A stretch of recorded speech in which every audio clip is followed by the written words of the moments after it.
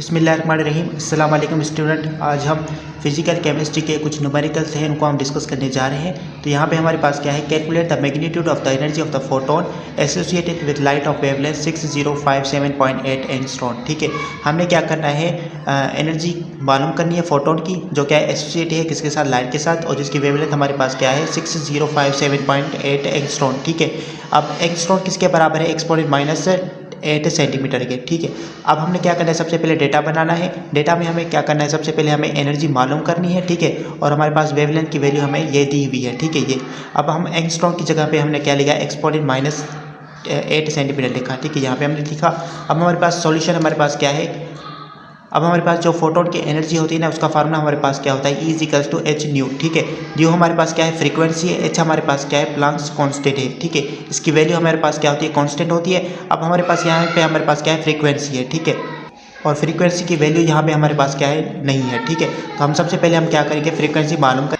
तो इसका हमारे पास फार्मूला क्या होता है फ्रीक्वेंसी का, फ्रीक्वेंसी C/λ। ठीक है, C हमारे पास क्या है, स्पीड ऑफ लाइट है, और लेमडा हमारे पास क्या है, वेवलेंथ है। ठीक है, तो स्पीड ऑफ लाइट हमारे पास, इसकी वैल्यू हमारे पास क्या होती है, कांस्टेंट होती है, जो हमारे पास क्या है 3 एक्सपोनेंट 10 सेंटीमीटर पर सेकेंड। ठीक है, ये हमारे पास क्या है, CGS सिस्टम में हमारे पास क्या है, इसकी वैल्यू है।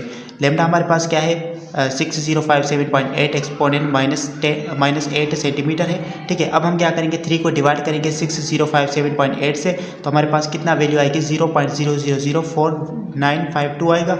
और इसी तरीके से हमारे पास क्या होगा, ये एक्सपोनेंट 10 हमने सेम दिया, और यहाँ पे हमारे पास क्या है, एक्सपोनेंट -8 है ना, ये हमारे पास क्या है, डिवाइड में है। ठीक है, इसको जब हम ऊपर लेके जाएंगे तो हमारे पास ये माइनस जो है ना वो खत्म हो जाएगा, ये हमारे पास किस में आएगी, प्लस में आ जाएगी। ठीक है, अब हम क्या करेंगे, जब यहाँ पे हमारे पास क्या है, पॉइंट यहाँ पे है ना, तो हम पॉइंट को जो है ना वो 4 अदद के बाद लिखेंगे। ठीक है, ये 0004, ठीक है, इन चारों के बाद लिखेंगे, यहाँ पे लिखेंगे, तो हमारे पास क्या हो जाएगा, 4.952 आ जाएगा। जब हमने पॉइंट को 4 अदद के बाद लिखा तो यहाँ पे हमारे पास क्या आएगा, एक्सपोनेंट -4 आएगा। ठीक है, अब हमारे पास क्या है, ये यहाँ पे बेस सेम है। ठीक है, यहाँ पे भी 10 है, यहाँ पे भी 10 है, बेस हमारे पास सेम है, तो पावर क्या होंगे, आपस में प्लस हो जाएंगी। ठीक है, तो ये 18 हो गया हमारे पास। ठीक है, इसी तरीके से हम क्या करेंगे, ये वैल्यू हमारे पास सेम आएगी, तो यहाँ पे हमारे पास क्या है, बेस सेम है दोनों की, जो ये आपस में क्या होंगी, प्लस होंगी। ठीक है, -4 + 18।